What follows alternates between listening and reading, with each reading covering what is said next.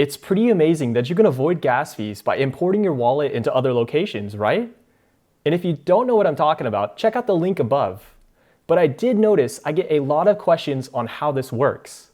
So in today's video, I'll explain how this works and how you're able to avoid gas fees, not just from importing from Exodus, but importing from any wallet to any other crypto wallet. Just like how your DNA holds all the details of your body, your private keys hold all the details of your crypto wallet. And when it comes to blockchain, Exodus, like many other wallets out there, allow you to manipulate and exchange your assets on the blockchain network. You see, all of your assets are stored on those private keys, your DNA, so to speak. And that means that if you make a transaction on one wallet, it updates on every other wallet that you've imported that wallet address to. Why is that? That's because all transactions are stored on the distributed public ledger, aka the blockchain. So all wallets are just accessing this information from the blockchain itself. But Allan, is it safe to import private keys? How does the blockchain know how many crypto assets I have without knowing my private keys? Without getting too technical, it's possible because of the elliptical curve digital signature algorithm, which allows your public keys to be derived from your private keys, but not vice versa.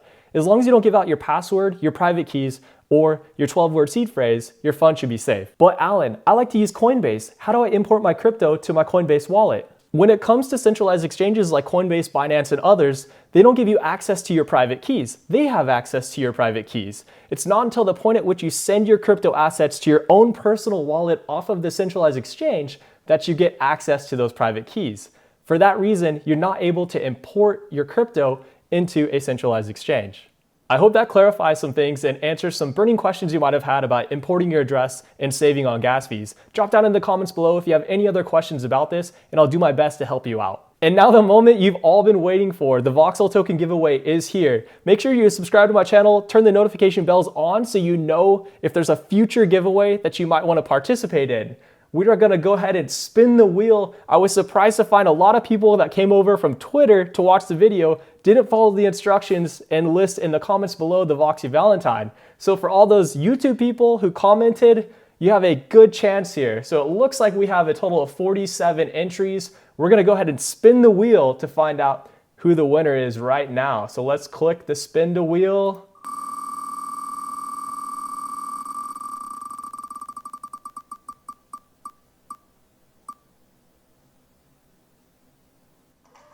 All right, so the winner is SR Zash.